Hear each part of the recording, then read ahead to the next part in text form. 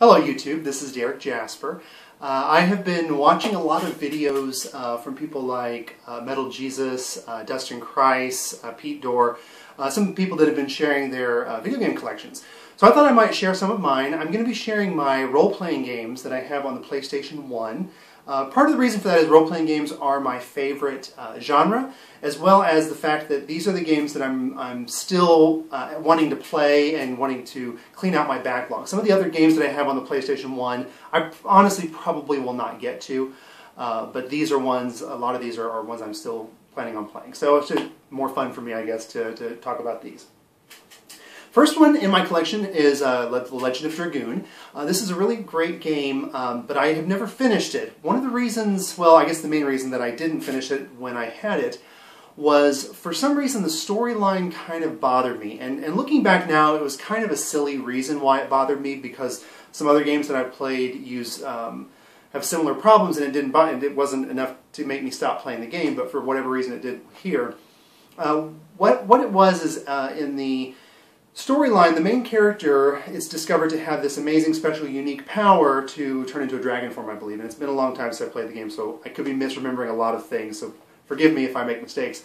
But that's fine for that. But then, you know, a little bit later, you would discover that, oh, the second member of your party, also has this amazing, unique ability. Oh, the third member also has this amazing, unique ability. And it just felt so unnaturally coincidental. It just felt really forced, and it bothered me. So I actually stopped playing the game. And I really regret that now, because this is a great game. I should have kept playing it. It should not have been enough to keep me from playing the game. And I really know that I missed out on something really special. So I'm going to be going back to this one. I might actually pick this up on the PlayStation Network so that I can play it on the PSP or the Vita, because having it on the go might be kind of nice. Next game is Alundra 2. I wasn't really crazy about this game. It's sort of an action RPG of sorts, like a Legend of Zelda, if I remember right, and it just felt really clunky, and load times were bad, characters were really unlikable and goofy. A lot of things about it I didn't like. I have since looked and read a lot of reviews, and a lot of people seem to agree with me, so I'm not alone in that. If you love it, that's fine, and you know that's wonderful. I just couldn't get into it. I did, however, get Alundra 1 on the PlayStation Network and tried that out, and that's a really good game. I like that one quite a bit more. Next one is Grandia. Grandia is another one that I have not finished, and I would like to go back to. For some reason, when I was playing this through the first time, I couldn't get into it. Part of it was, I think the beginning was kind of slow, which is typical for JRPGs, but at the time I just really wasn't into it. I don't think I was really in the right mindset to play a JRPG. Sometimes I kind of have to be in the mood for a particular genre, and I just don't think I was ready for that at the time, and that's why that slow intro bothered me. Whereas, you know, I was still learning about characters and other things, so that stuff that should have kept me interested had I been in the right mindset for it, but I just wasn't. So I am going to go back to visit this one again, though. I'm glad I have a copy of it, because I hear a lot of people say that this is one of the best role-playing games ever made, and definitely one of the best ones on the PS1, so I'm excited to have it, and I will go back to it. Next one, I have a Blockbuster version here of Breath of Fire. I bought this used from them, so this was their rental case for it. Unfortunately, I would love to get a real copy of the actual packaging, but for right now, this is better than nothing. This one had a similar fate as Grandia. I had a problem with the slow beginning and couldn't quite get into the story when I tried this the first time, but I am going to come back to this one. I've played through some of Breath of Fire 1 and 2 since then, and really liked those. I'm like, you know, I like this world, I like this setting. I want to go back and play through 3 again. So this is one that's on my list to do, because I feel like I missed out. Next one here is Parasite Eve. Now this is an outstanding game. I love this game.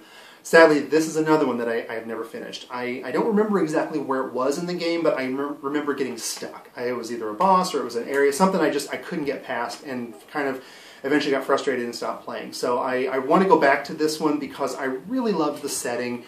At the time, the special, you know, the graphics were just mind-blowing, and you know, it says here they marketed this as a cinematic RPG, and they weren't kidding. I mean, this thing was really mind-blowing at the time. I remember that opening scene in the opera was just, you know, you're just you know, on the edge of your seat the whole time, because it was so amazing. So I love it. I also really love the combat system in this game. It's sort of an interesting combination of real-time strategy and turn-based. The only thing that's kind of come closer that I've played recently is like Ni no Kuni. That kind of feels similar. I wish more games would use this system. I really liked it. I also have Parasite Eve 2. I don't really consider this one an RPG, but so I wanted to mention it because I was mentioning Parasite Eve 1. I was really disappointed in this game. I love Parasite Eve, like I mentioned, and when this one came out, I snatched it up, and they just changed pretty much everything they could change in this. What it felt like to me at the time was that Square had said to themselves, well, gosh, Resident Evil is selling like hotcakes. We need to get on that train, so let's take our Parasite Eve IP and just turn it into Resident Evil. And that's not what I wanted. I didn't want a Resident Evil experience. I wanted a Parasite Eve experience. So I was really disappointed with this one. I probably won't revisit this one. I played, I never did finish it, but I think I've played enough to know I'm probably kind of done with it. I do, however, want to try the Third Birthday, and I know that one's a action gun heavy type of thing, so at least I know that going into it. I think part of Parasite Eve 2 was so much disappointment because I was expecting an experience similar to the first game and didn't get it. And so at least with Third Birthday, I know what I'm getting into. And I like the characters and settings, so I'd like to revisit that. So now we get into Final Fantasy Tactics. I haven't played this one a ton. I'm not really huge on strategy role-playing games. I like them, but not a ton. You know, they aren't the kind of games I really get addicted to. Part of it is, what I really love about role-playing games is the exploration aspect, and I feel like a lot of times these games are just combat.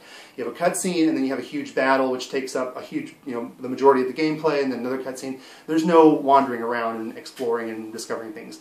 Now, having said that, I have not really gotten into this one too much. There may be that in here, and I may be completely wrong on that, and I just didn't give it enough of a chance.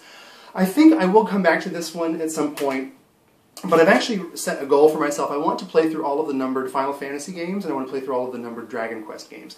Once I've completed that, then I'll probably come back to this one, but probably not before then, because I really want to meet that goal first. Speaking of Final Fantasy, I'm going to get into a big chunk of those. Final Fantasy Origins, this is one that contains Final Fantasy 1 and 2. I bought this one to get 2 because I played and finished Final Fantasy 1 on the NES. And I haven't really played a lot of 2. I've kind of gotten into it a little bit, but the leveling system is strange because there aren't any levels. It's all skill-based, and it's a use it or lose it type of thing. So the more you use your melee attacks, the stronger your melee attacks will be, and that sort of thing. So it's kind of different than a lot of the other ones, but I do want to get to it. I'm excited because, again, I want to go through all of them. Final Fantasy Chronicles, this one contains Final Fantasy IV, and it contains Chrono Trigger. Well, it's funny, when I got this game, I read a review, and they were saying, well, let's be honest, you're buying this game for Chrono Trigger, but hey, while you're at it, you might try Final Fantasy IV because it's good. Well, that was not the case for me. I bought this thing for Final Fantasy IV. When I saw this in the store, my heart leapt because I had no idea this was coming out. And I hadn't played Final Fantasy IV since I had played it on the Super Nintendo way back when, and when it was Final Fantasy II. And saw this in the store, bought it immediately. I just was so excited to see it. So Final Fantasy IV is actually the game that really got me into role-playing games. The first role-playing game I played was Dragon Warrior 1, and I actually really didn't like it. I think it was because I had played so many action games and arcade games. I didn't quite get the concept of the turn-based battling and the exploration part of it. Just didn't quite click with me at first. But Final Fantasy IV came along, and this one, for whatever reason, it made sense to me, and I fell in love with it, fell in love with the characters, and it's still probably my favorite Final Fantasy game of all time. So, when I saw this here, I had to get it. Now, Chrono Trigger is kind of on my list of shame because I have never finished this game. I've gotten into it about 20 hours or so, and I'm finding it hard to stay interested in it. And I know that's sacrilegious, but it's not that I don't like the game. I can't quite put my finger on what it is about why it's not sucking me in more than it is. One thing I'm curious about, I've been hearing recently a lot of people say that this is a bad version of this game, that this port was just poorly done, and the load times are really egregious. So maybe that's what it is. Maybe the fact that, and I don't even realize because I don't know anything else, this is the only version that I've played. Maybe that those load times are just making the game feel tedious to me, and that's why I'm not into it.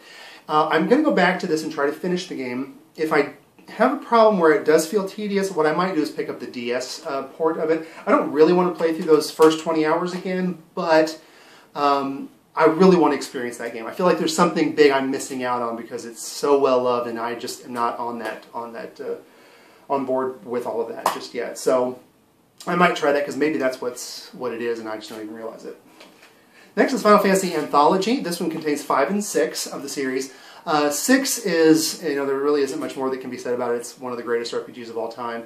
And even though I think 4 is probably my favorite, maybe there may be some other competition from one other one that we'll get to in a minute, then, I think that 6 is the best. Even though personally I have a better connection to 4, that was because of where I was at my life when I was playing it and what it means to me personally. But if you want to talk about a beautifully executed, well-constructed, near-flawless RPG, 6 is it. It is one of the greatest games ever made. Final Fantasy V I played through a little bit of, but I think that one initially kind of bothered me a little bit because the story seemed a lot lighter than 4 or 6. 4 or 6 were both so heavy and so well done with story. 5 just didn't seem to have it there. That 5 is all about the gameplay in the job system. The other thing is, a lot of times games that have a heavy job system feel kind of grindy to me because there's just so much leveling up of all the different jobs. But I'm going to come back to this one again. I want to hit them all. And what I might do is, I think a lot of times that grind is on me. It's not on the game because they're giving you the options of all those jobs, but there's nothing that's compelling you to have to level them all up. I just think I felt like I had to for some reason. So I may go into it and just play it for the story and build up, the couple of classes that I want, but not really feel compelled to do them all. Next is Final Fantasy VII, classic game, and again, another one that's been spoken about ad nauseum. But I've never actually finished this game. What happened to me with this one was I played this game pretty much with one party. It was Cloud and Barrett and Red 13, I think. So you get to a point toward the end of the game where you have to split up into 2 groups. And that kind of messed me up because I'd pretty much been building up that party and ignoring a lot of the other characters. So they were underleveled, undergeared, just, were not ready to take on what was going on in the story. So I was looking at that and realized the only way I'm going to get through this is just spend time level grinding. And I didn't want to do that. I turned the game off and I never went back to it. And I regret that a lot now because I really missed out on having the full experience. I am going to go back to this game. I think I'm going to at least go back to it knowing now that that's going to happen, so I can make sure that as the game is going on I will level up characters as I need to. And I think I might also get that one on the PSP or Vita. Again, just having that different format I think makes it feel fresh because it's going to be playing through the same game again, which I generally don't do very often. But having it that way will be nice, and it's been a long time, so I can go back to it and play it again because I do want to finish it. I feel like that's something that I'm missing out on. Final Fantasy VIII. Of the Final Fantasies that were on the PlayStation 1, this is by far my favorite. I absolutely love this game. And I know this game gets a lot of flack for its draw system with the magic, and I understand why people don't like that, and it is kind of a wonky system. But that's not enough to keep me from absolutely loving this game. This game just captured me with the story, with the characters. I absolutely loved it. More so than almost any other game. The only other game that really comes close to how much I love these characters is Final Fantasy IV. That's why this one is the one that's in the running for my favorite Final Fantasy game. My personal favorite is always, I can never decide between 4, 6, and 8. And even though, again, I will say that 6 is probably the best of them, just not necessarily my favorite, depending on what day you ask me.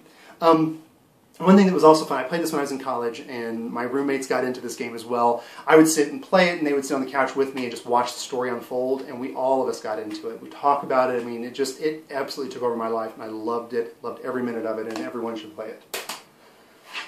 And then the last Final Fantasy game here is Final Fantasy IX. This one is a fantastic game.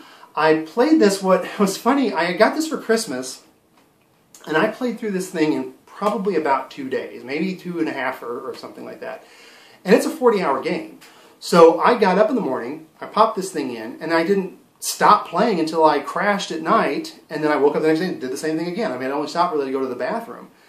And I just devoured it. I loved it. It's a wonderful game.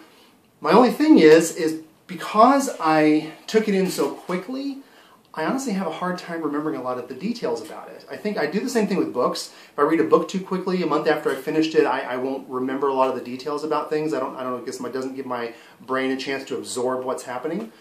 And so I really want to go back to this one sometime. I think when I finish my goal of the Final Fantasy and the Dragon Quest games, I want to go back and revisit that one just to re-experience it. Luckily with that one, I also pretty much played through it with one party only. So if I go back to it, I can mix up the characters a little bit and it'll feel fresh as well, because I'm sure once I get into it, I'll start remembering things, but just for right now, a lot of it is a bit of a blur. Last one I want to talk about is Dragon Warrior VII.